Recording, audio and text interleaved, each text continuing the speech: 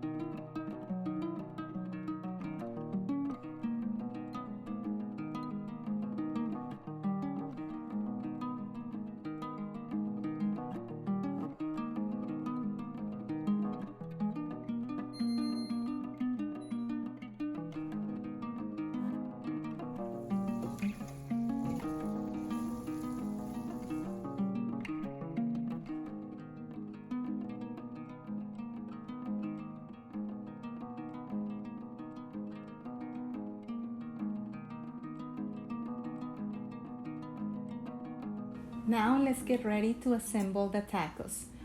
For the toppings, we have lettuce, tomatoes, onions, avocado, queso fresco, and Mexican crema. So let's begin.